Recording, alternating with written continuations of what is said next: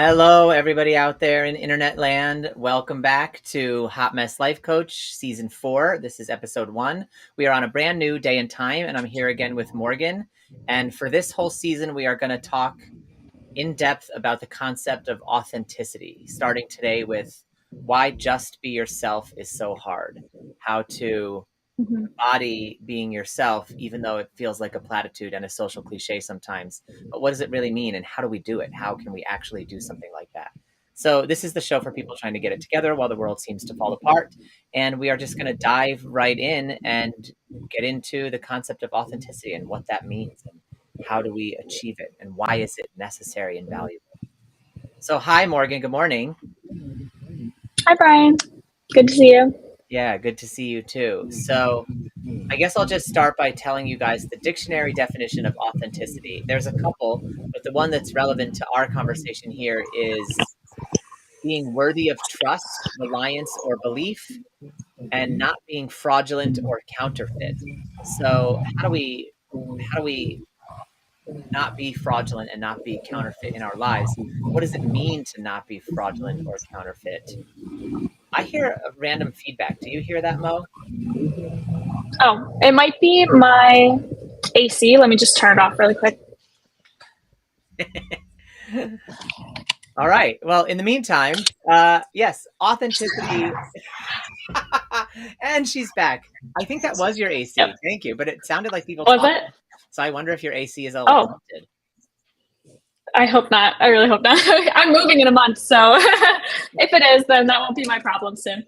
Let's say it's just a way your But spirit guides talk to you. ooh, I don't like that. um, so to not be fraudulent and to be authentic, I think a lot of it comes down to honesty. But I feel like also when we talk about honesty, people think of it as just like don't tell lies. But honesty, when I think of it in a like sense of being connected to authenticity, is more about like being honest with ourselves, not necessarily telling the truth to like in every circumstance to everyone around you, but being honest with yourself, being emotionally honest also about what you're actually feeling, what you're experiencing, and also what traits, characteristics are a part of your genuine personality versus things that we have picked up from our socialization.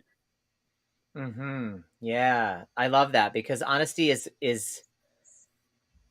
the best policy, right? That's what they say. And then there's also this thing about like brutal honesty. But why does honesty have to be brutal? Like, is it in your authenticity to be honest in a brutal way necessarily? Um, and also, how can we be honest with other people truly if we haven't mastered the art of how to be honest with ourselves about what we really want, what we really like, what we don't like, what we actually prefer to do in any given moment. Like you and I were just talking about right before we got on about our schedules because as you all know, if you've been following along on Hot Mess Life Coach for long enough, that I tend to overschedule myself. And I've been learning this lesson about slowing down for going on 4 years now from the universe, to the point where it had to drastically help me break my tailbone in order to come to a full stop at one point so I could really slow down, because the authentic me actually wants to go slower. That's actually what I want. But because of culture, because of socialization, because of linking my self-worth with achievement, all those good things, I tend to say yes more often to things that actually aren't even right for me. And I was giving Mo the example of, I have this job teaching at a university that's 40 minutes from my house.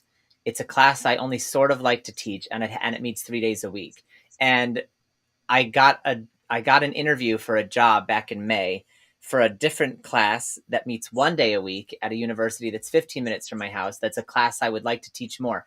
And I even remember I sort of said to the universe, okay, if you let me get this job, I will quit the other job. And then I got that job. And when I got that job, immediately, probably within days, I was like, okay, well, we'll see if I quit the other job. Maybe in December. I'll just teach there one more time. And I literally went back on my my quote unquote promise to the universe because of like worry about money, worry about, like not wanting to have multiple income streams. But it was outside my authenticity to stay at that other job. Like, not only because like I don't want to be ruled by worrying about money, but because I don't enjoy teaching that class all that much. Like, it's intro to communication, and I really like teaching intro to film, which is what the new one is. So suddenly I was in this place of like feeling the tension of like, okay, I said I was going to do something. It felt like clarity when I said it, and now here I am not doing it. And then in my turtle step way, I wrote the woman, the department chair of the place where I was supposed to quit, and I half quit. I said, I cannot work Monday, Wednesday, and Friday, which is when I was supposed to teach those classes. But they also offered on Tuesday, Thursday. And I thought in my head, like, Tuesday, Thursday is more manageable in my schedule. So I said, I stuck my flag in the ground. I was like, I can only teach Tuesday, Thursday. That's it. And if that doesn't work for you, then so be it. But I said it really nice and professional and in like a people pleasy kind of way. And and I waited to hear back. And I thought, I'm going to let the universe decide. And then last night I got an email and she was like, we don't have openings on Tuesday, Thursday. And I immediately was like, oh, thank God. Because I didn't want to do it. You know what I mean? And like that internal reaction of like relief is a sign that you were operating outside your authenticity, or it is for me. Like, if you're going in a direction and then getting stopped from continuing in that direction feels like a huge relief, then it was the wrong direction for you. It was a direction outside your authenticity. And so that's just a story. I guess I'm telling you all that because it's not easy to be in your authenticity, but when you are, and I am this morning now about this part of my schedule, it feels like a relief, and I feel happier and I feel lighter, and there is a weight off my shoulders because I'm not going to be able to pursue a pathway that wasn't right for me. Even though I didn't necessarily take the courageous step of doing it on my own, I took the half step of being like, I can only do it on this little tiny prescribed schedule, and hopefully that doesn't work out for you. And then it didn't work out, which was great. But this is a lesson learned, and next time I'll say I quit, and that'll be all right. Yeah. Well, and as you told your story, kind of what I was thinking about is that you gave reasons for both kind of directions, but some reasons that we have are more based on our socialization than others. So, for example, when you originally started at a place of like, I am not going to take this job, or I'm not going to continue with this Yes. because what I really want is to have more freedom, is to slow down. And then all these other thoughts that came from your socialization came into play that were like, oh, but like making more money is good. Oh, but I should be busy. I should work hard. I should teach this class. I should blah, blah, blah. So all these shoulds came in. And so if we can almost tell whether something is authentic to us earlier, before that point of relief of when it actually unfolds, by asking ourselves, is the reasoning that I'm providing, or you usually have multiple reasons. So if you break down the reasons, which of these are coming from my socialization and who I have been taught that I should be, and which of these are coming from my core desires, or what I feel pulled towards, because you felt pulled towards a little bit of a release towards the option that was going to give you more freedom in your schedule, but then you felt like you should do this other thing, and that there may be, some shame or some frustration or some guilt about not doing more, which is where your socialization is pulling you. And so if you can identify the difference between which reasonings are coming from your core self and which reasonings are coming from external beliefs that were taught to you in your socialization, then if you pick the stuff that's coming from within yourself, that's authenticity. Yeah, true. And the authenticity leads actually to a feeling of freedom, like, Yes. and you're right. Like, obviously it would be great if we could go in there earlier and say, okay, let me short circuit my thinking and do the authentic thing. And I guess the point of that story is like, it didn't work out for me. You know what I mean? I knew what my authentic self wanted, and even the whole time I was hemming and hawing and writing the email and half quitting, like, I knew what my authenticity wanted. And it was kind of like, I was like, well, universe, I dare you to take it away from me. And I'm not necessarily recommending that people just dare the universe to solve their problems. Like, that is not the message here. You know, the message is more to say, like, I understand that authenticity is difficult and it's not always easy to follow the path that is drawing you towards what you really want, towards what you're excited about, because they're both a pull. Like, you were using the word pull, and as you were using the word pull, it kind of dawned on me that in both cases, my authentic self and my social self, I was feeling a pull. But one was a Mhm. pull down, like it was like I was being pulled down by like straps around me. That's like the pull of Mhm. culture. And the other one is a feeling of being like courted, Courted. you know? Okay. Like, truly, right? Say Like, more. I was feeling drawn. I was feeling pulled not downward, but like pulled over, like, come here, honey bear. Like You know? intrigued. Yeah. Yeah, yes, like an I intrigue, love it. like a curiosity that comes online that says, "What if I dare to just quit this job? Mercy me, what would happen?" You know, like, Yeah. it's still a Yeah. pull. They're both a pull, and so it's we don't have to, but it's helpful to get inside the pull and say, like, what is this pulling me toward? What does the pull feel like? What's the quality of the pull? You know, am I being pulled Mhm. towards a trap? Am I being pulled towards an obligation? Does it feel like social etiquette? Does it feel like I must have to or shall, you know, or does it feel like I could, maybe, might, what if, you know, there's a whole different Yeah. quality. Yeah, totally. So the thing that, and we've kind of already touched on this a little bit, but the thing that makes authenticity hard is being socialized into a culture that has preconceived notions about who we should be, how we should act, like how we should carry ourselves, and every second of our upbringing, the human beings around us have ideas, opinions, judgments about what is good and what is bad. Some of those are more constricting than others. But you know, when you're a young person and you're like just entering and experiencing the world for the first time, you don't know any better. So whatever other people's opinions and judgments are around you, you take those as truth. And so then that forms this idea of like who who is it acceptable for me to be in this world? And then you find out as you get a little bit older that like who I actually am does not happen to perfectly align with the perfect image of a human being in the world, and I have to find ways to celebrate that and be okay with that so that I can exist as myself instead of existing as a mask or as an avatar or a character version of the person that I actually am. Yeah. Which gets into the heart of what we're talking about today, which is like the whole idea of just be yourself, and how just be yourself is easier said than done, especially because the process of growing up as a human dictates for everyone that you lose touch with yourself a little bit.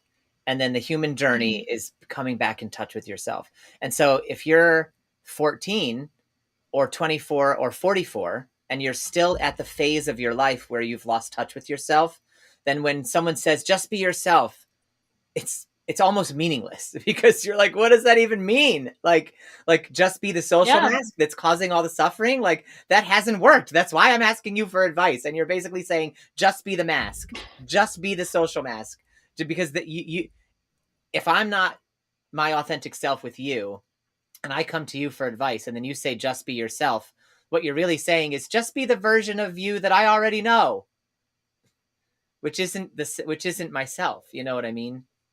So Mm-hmm. just be yourself is very hard. It's very hard to put it into action, because before you can quote unquote just be yourself, you have to reconnect with the self, what internal family systems calls the self with a capital S, which is like the Mm-hmm. calm, creative, compassionate, curious, centered, connected part of us. And that part of us is buried under the socialization. It's buried under the preferences of other people. And coming back to it is scary because it's actually not the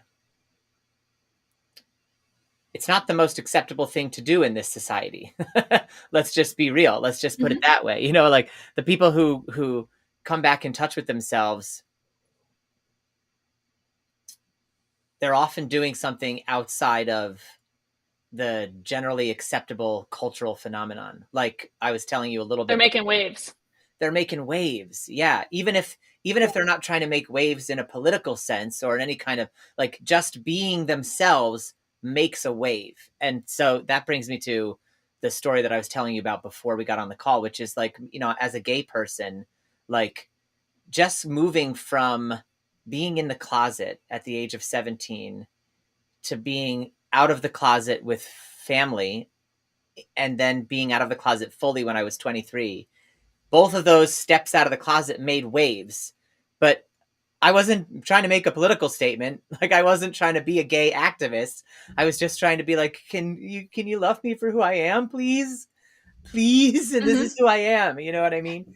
And so that's a very it's a very strange phenomenon, because being ourself in this culture of social masks and goals and pretend and etiquette and achievements is, for anybody, whether you're gay or not, for any person to really try to tap into your true core authentic nature, it's going to be scary, because chances are your core authentic nature doesn't align fully with husband, wife, 2.5 kids, station wagon, half a dog, half a cat, and a white picket fence, which is like what we're taught to want from 0 onward. So unless your authentic self happens to align exactly with that, it's going to be scary coming in line with your authentic self.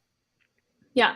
And that begs the question, like, why do it? Why be authentic if it's scary, if it makes waves, if it might upset other people? And you may have a different answer to this, but in my mind, I think that striving for that anyways is really important, because the longer that we cover up our true selves and the longer that we're out of touch with our true selves, sometimes that results in negative mental health outcomes. That can create a whole lot of anxiety. A lot of people end up, experiencing depression because they are constantly in conflict with like this masking and being somebody that they feel like they're not, and it feels wrong to your soul to be constantly playing a character that's different from who you actually are. Yeah, absolutely. And in fact, it can have long-term health there are long-term health consequences also to being in a state of departure from our soul. Now I'm going to say this, and I want to make it super clear that what I'm about to say has nothing to do with blame. If you're having health issues, you are not to blame. Blame is unproductive, unscientific, and counterintuitive. However, there is a component of long-term chronic health issues that is related to the setbacks and adversities that we've experienced in our lives. And those setbacks and adversities oftentimes lead to us wearing self-protective coverings that keep us from being our true Mm. selves. I'm reading a book right now called The Myth of Normal by Gabor Mate. And in it, he's talking about the myth of what it means to be normal in society, and pointing the finger at how this society that raises us as humans, the society itself isn't normal, because of the way it doesn't even leave time for motherhood if you're in the job market. It doesn't give paternity leave. It pushes us to achieve, and like to find the correct answer in school rather than to be a free thinker, and all of those different things that lead us away from ourselves. And then there's loads of different research out there that talks about one of the common characteristics of people that have pulmonary heart disease is that they're super nice, that they're like they defer to others, and they please, and they put their needs second. So I'm not saying this is not a condemnation of people being nice or putting others first, and it's not even a condemnation of if you're a people pleaser as a trauma response. I'm working through that myself, so like, and I'm not to blame for any things that happened to me in terms of like medical ailments if that comes down the road. Like it's more to say there's real value in coming back to our soul's deepest wants and desires, and there's real value in coming back to our true nature, because our true nature, it's accessed, like in scientific terms, by switching from the fight or flight nervous system response back into the rest and digest nervous system response.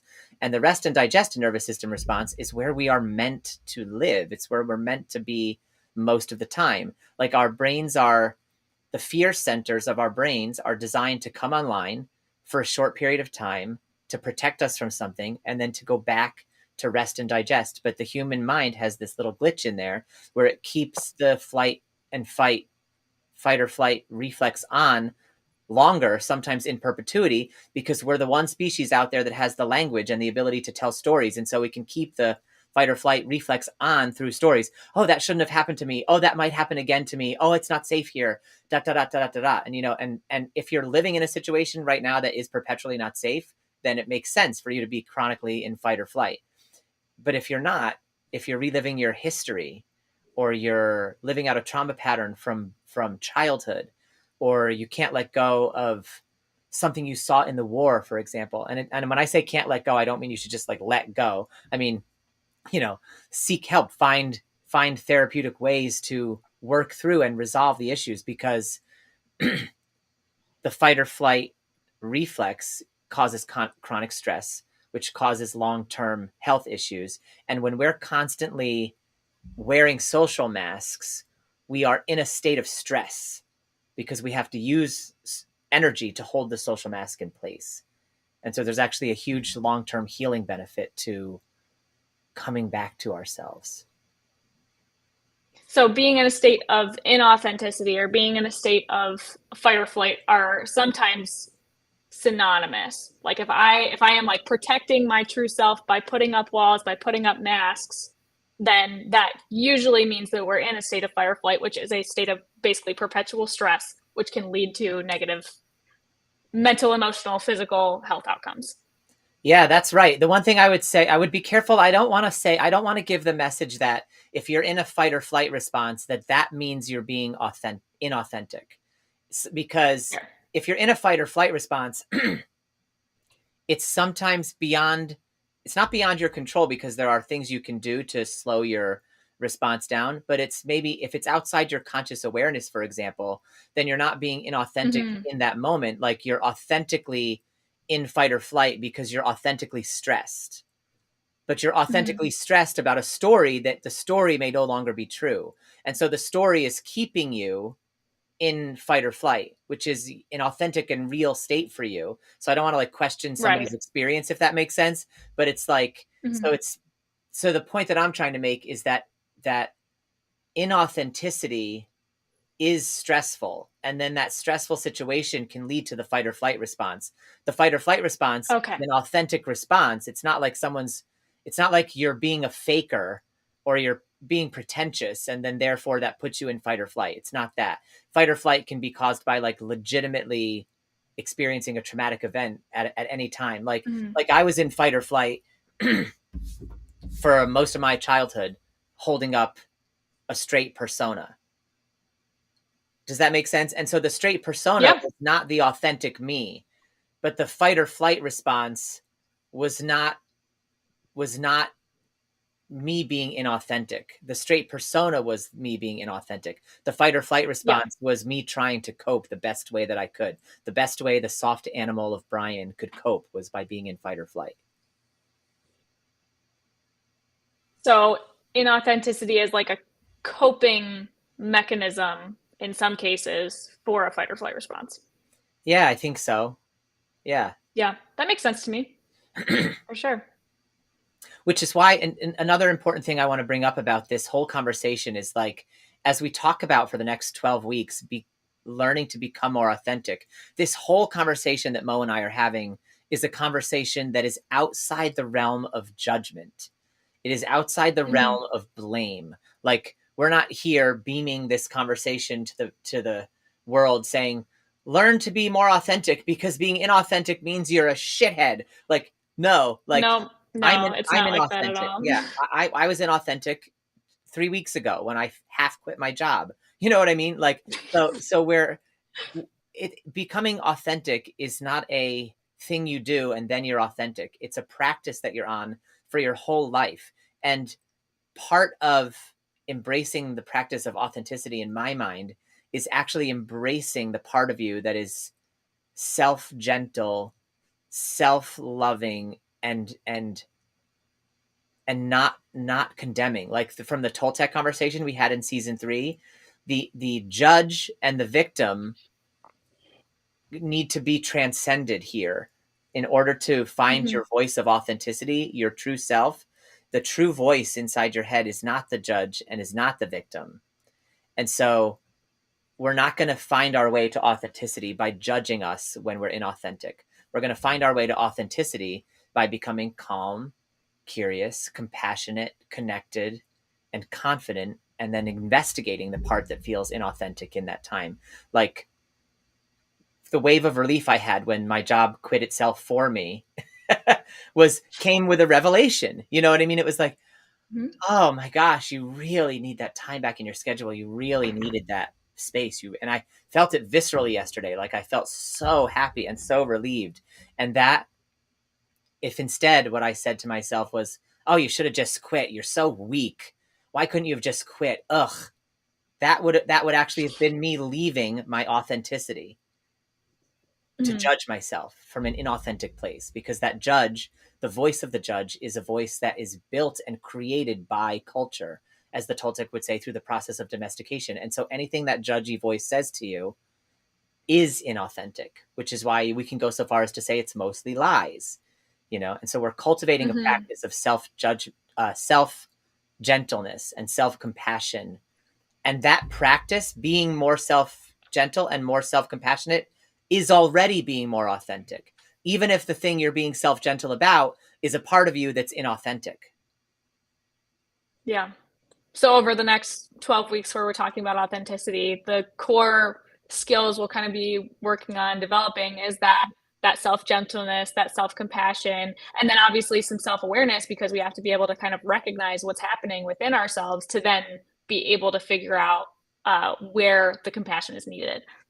Yeah, where the compassion is needed and where we are straying from our authenticity, not because it's bad or wrong or because we're weak, but because authenticity is power and relief and freedom and joy.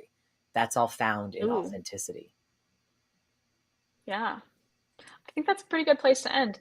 Me too. Do you want to tell people about the detaching from the Yes. objects exercise? Yeah. So one of the forces that can push us into a place of in or inauthenticity. What's the Words that are 5 syllables are really hard. Give us a break, everybody. yes, inauthenticity? Yeah, a force that can push us into a place of inauthenticity or feeling like we should be different And from that's six ourselves is syllables. so. I just counted. It's 6. So Thank you, you're doing thank you, great. Brian. You're 6 welcome. is social comparison, which is 5 syllables if you combine both words. No, it's 6. Social comparison. 6. Okay. We're also So learning how social to count. comparison. Yep.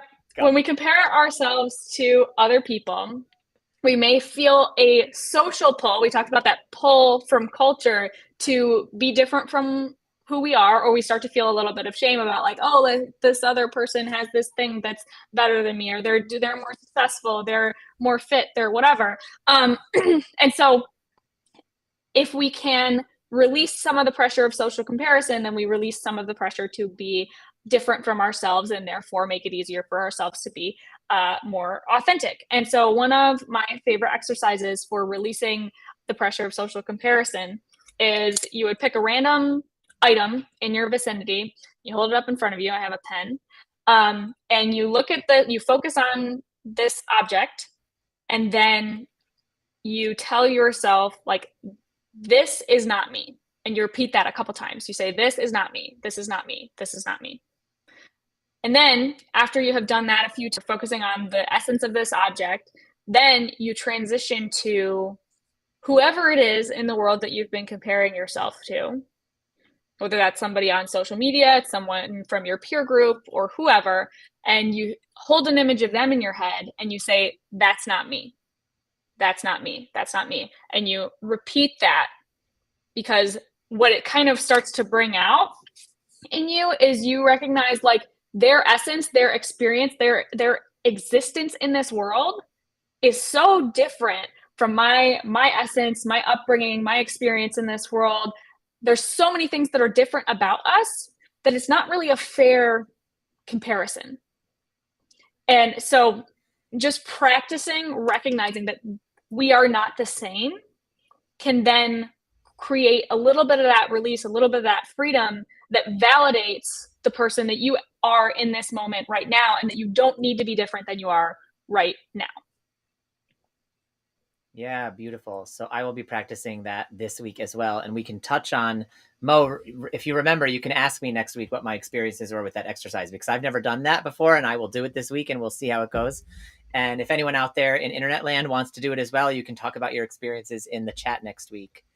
So in the meantime, everybody, thank you so much for tuning in today. If you know of anyone who might benefit from what you heard here, please share this video or tag them or like it or tweet it or post it or poke it or do whatever you do out there in social media land. You can follow Morgan on Instagram at Morgan Barbrett, and you can Yep. find out more about what she does and her coaching services on her website at selfloveatlas.coach. And if you want to learn more about me and what I do, you can visit thebrianhogan.com to find out more about what I do and to apply for coaching. In the meantime, we will see you next Wednesday at 10 a.m. for episode 2. Until then, be hot, be messy, and be blessed. Much love. Bye, everybody.